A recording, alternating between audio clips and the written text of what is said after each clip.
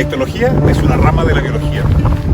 Y no podemos comenzar a hablar de histología sin antes referirnos a la unidad estructural de la vida, que es la célula. Durante aproximadamente los primeros 2000 millones de años de la historia de la vida, los organismos han sido únicamente células. En una etapa muy reciente de la historia evolutiva, estas células forman colonias, tejidos, órganos y organismos más complejos como los que habitan actualmente. En este primer capítulo de esta serie de capítulos de HTP para Todos, hablaremos sobre la célula. Es por esto que elegimos este lugar, la Laguna Captrén del Parque Nacional Conquillío y la región de la Araucanía, para comenzar a hablar de la célula.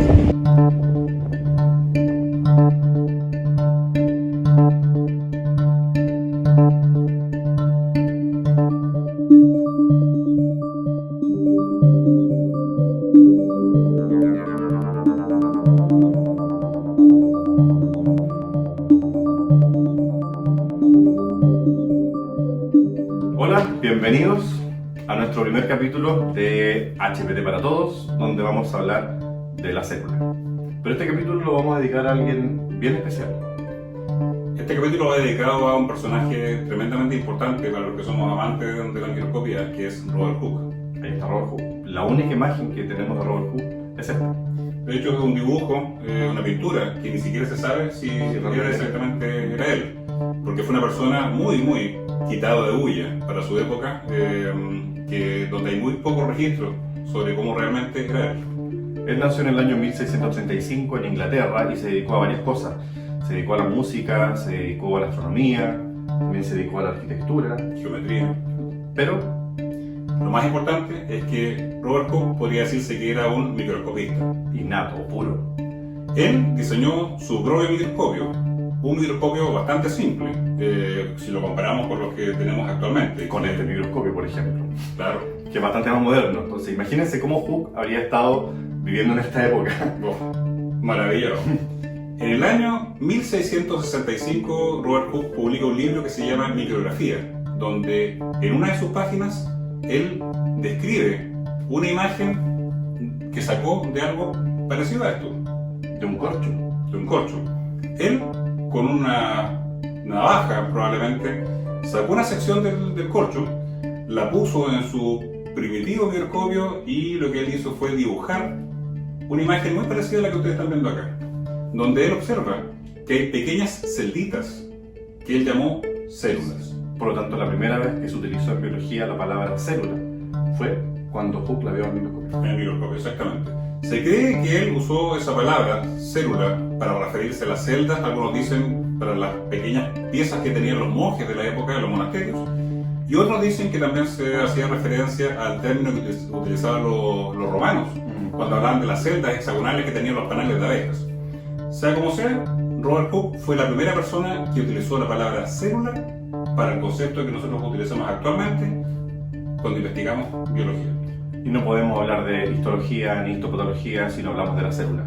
Pero vamos a ver cómo lo hizo. Vamos a ver, porque es muy simple decir que Hooke toma un corcho y saca una sección. Pero no es tan simple. Tratemos de ver si podemos llegar a obtener una imagen como la que él hizo con fotografía, porque él lo que hizo fue dibujar a la mano alzada. Vamos a ver si podemos hacerlo. Vamos a ver.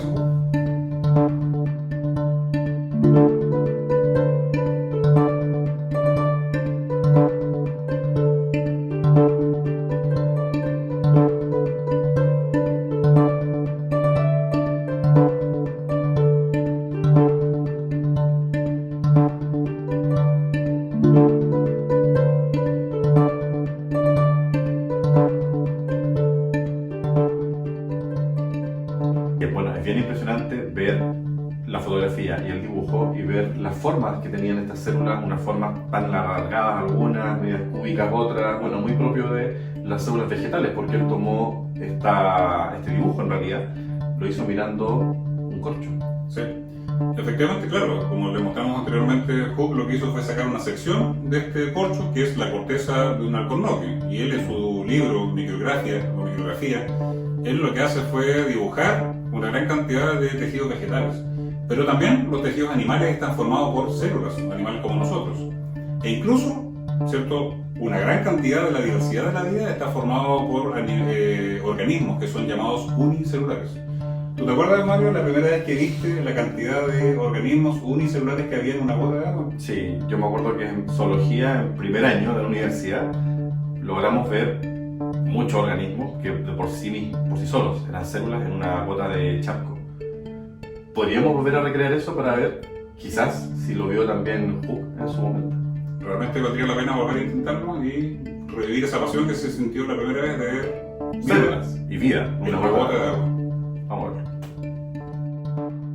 Quizás muchas veces hemos ido a lagos y lagunas a ver plantas y animales, pero muy pocas veces nos imaginamos la cantidad de vida que hay en el agua. Y no me refiero a los peces, sino que a organismos que son muy pequeños y que para poder observarlos es necesario tomar una muestra de agua y llevarlo a un microscopio, tal como lo hizo Robert Hooke hace más de 450 años con su pequeño microscopio.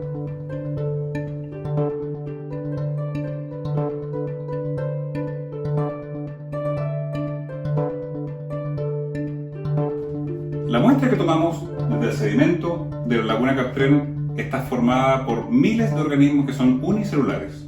No son plantas ni tampoco son animales, sino que pertenecen a un grupo propio que se llama los protozoarios. Para poder verlos es necesario tomar una muestra de agua, tal como la que estamos viendo aquí. Como vemos, la cantidad de organismos que hay en esta gota de agua es impresionante. Hay de todos los tamaños y formas, algunos muy rápidos, que nadan gracias a sus cilios, otros están más estáticos, haciendo probablemente fotosíntesis, otros están unidos al sedimento, haciendo pequeñas corrientes de agua para atraer el alimento a lo que podría parecerse una boca. Lo importante es que estos son muy pequeños. Ahora, ¿qué tan pequeños? ¿Miden centímetros? ¿Miden metros? ¿Milímetros? Ninguna de las anteriores. Los microscopistas utilizamos una medida distinta para hablar de lo muy pequeño, y esa unidad es la micra. La micra o el micrómetro es la unidad con la que se trabaja en microscopía. Entonces, la unidad más utilizada por los microscopistas para medir cosas muy pequeñas que a simple ojo nosotros no podemos ver, porque nosotros manejamos unidades de distancia o de tamaño que son muy conocidas, como por ejemplo el kilómetro, El metro. el centímetro, ¿cierto? Entonces, por ejemplo, si te pregunto cuánto mide de aquí al Parque Conguillo, ¿qué distancia hay? De aquí al parque hay unos 100 kilómetros más o menos. 6 kilómetros. De aquí a la cámara que nos está grabando, ¿Un metro? 1 metro. ¿Y cuánto crees tú que mide esta pelotita amarilla? Unos 4 centímetros. Anduviste muy cerca, son 7 centímetros. Pero hay algo muy interesante. Cuando tú me respondiste la distancia en el parque, fíjense que respondió en kilómetros, pero nunca me dijiste que habían 1000 metros. O tantos miles de metros. O de aquí a la cámara, también la unidad la transformaste inmediatamente en metros y no en centímetros. Porque son unidades que son familiares para nosotros. A distancias largas hablamos con mucha naturalidad en kilómetros, Y distancias cortas también. centímetros o metros. Pero ahora si vamos a lo del capítulo, a nuestro capítulo de la célula. Yo, por ejemplo, estimo que la yema de mi dedo debe medir unos 3 centímetros. Ya. ¿Cuántas células deberían entrar en la yema de mi dedo? Sabiendo que en promedio una célula animal mide 20 micras.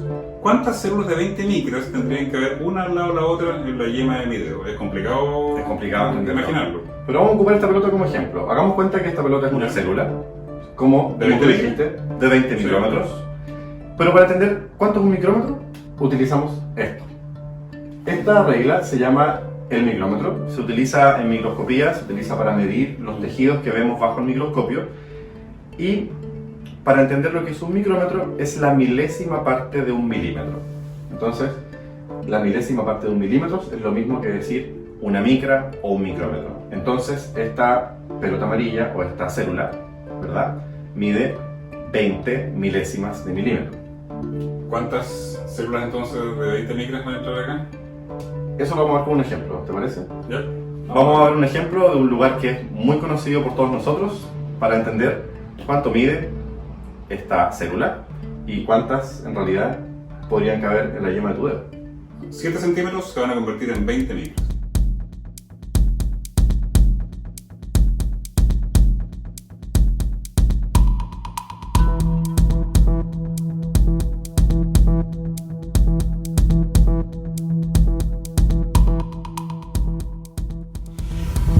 Estamos en la cancha del estadio Germán Becker.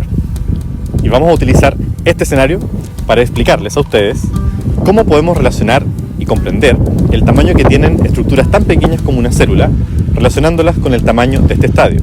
Para eso vamos a utilizar este paisaje y vamos a desarrollar nuestra explicación en base a esta pequeña pelota amarilla.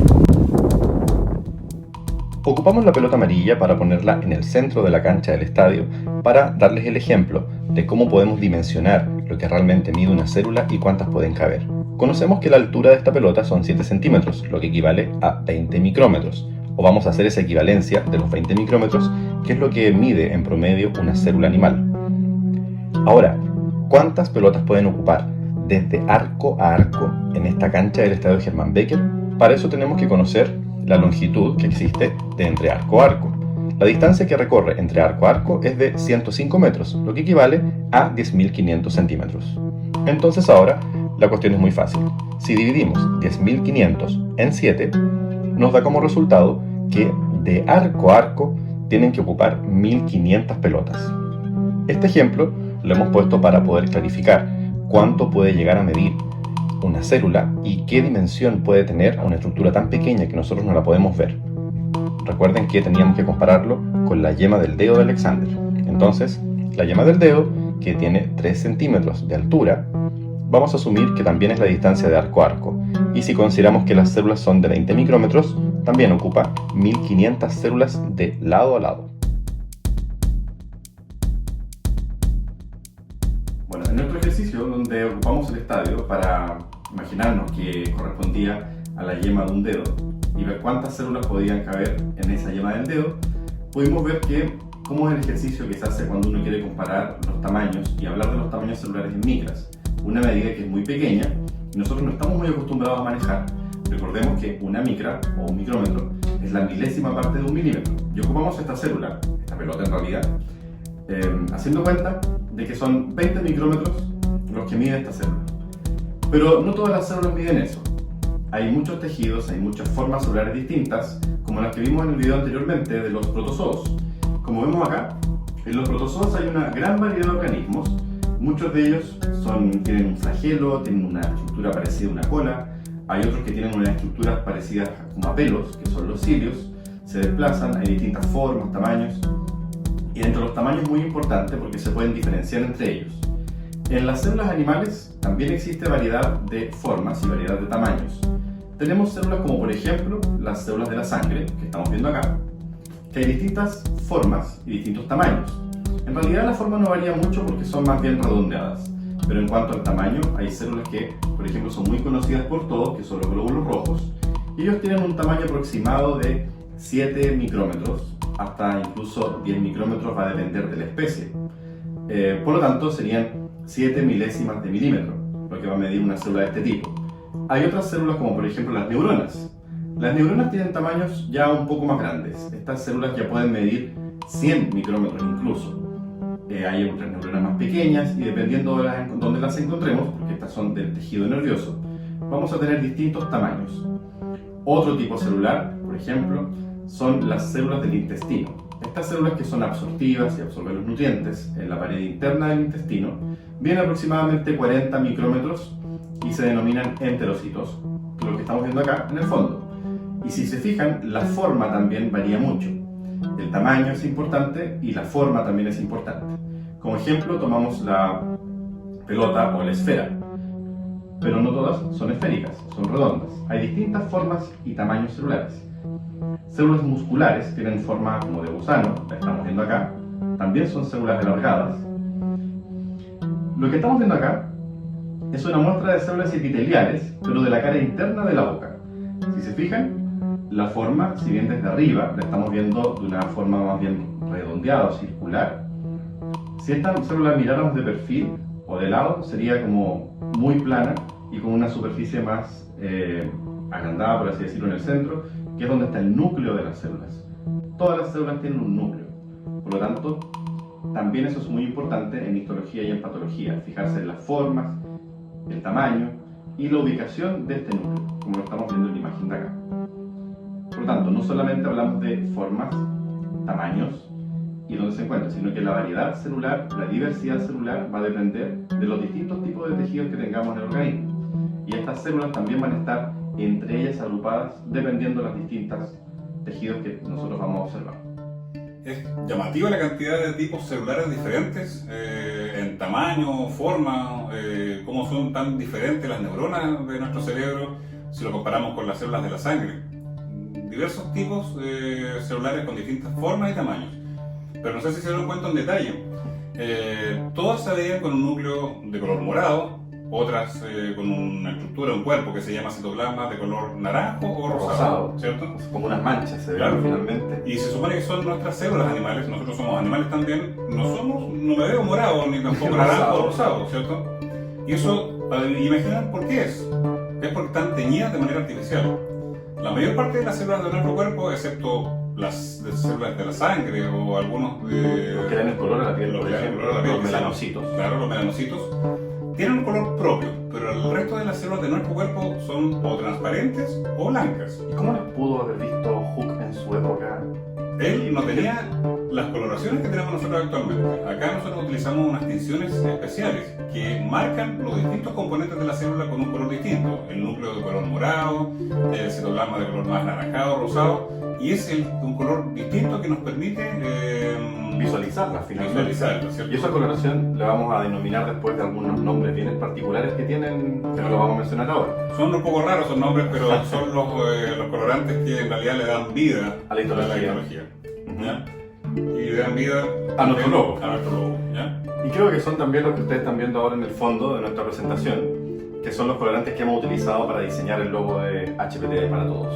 Para nosotros, que nos dedicamos a la histología y a la patología, los colores también hablan, ¿ya? Son muy importantes, así que nos van a ayudar a determinar distintas alteraciones, incluso cuando hayan en los tejidos, si encontramos más de algún componente o menos de algún otro componente, nos van a decir muchas cosas respecto a cómo se ven al microscopio, cosas que Hooke no tenía en su época, porque él los dibujaba, no tomaba fotografías como lo hacemos nosotros ahora. Mayor mérito de Hooke, que dibujaba bien, observaba muy bien, ¿cierto? Sin tener muy detallista. Claro, un microscopio mucho más pequeño del que tenemos nosotros y sin ningún tipo de ayuda, que son las coloraciones, ¿cierto? O tinciones que utilizamos en la histología. Tantas formas y tamaños que, como ya dijimos al principio de nuestro capítulo, hace ya 400 años, alguien también se tomó el tiempo de mirar, observar, detallar y poder también dejar registro de lo que ahora podemos ver como una tecnología muy sofisticada, incluso en microscopía, que ya iremos hablando un poco más adelante. Sí.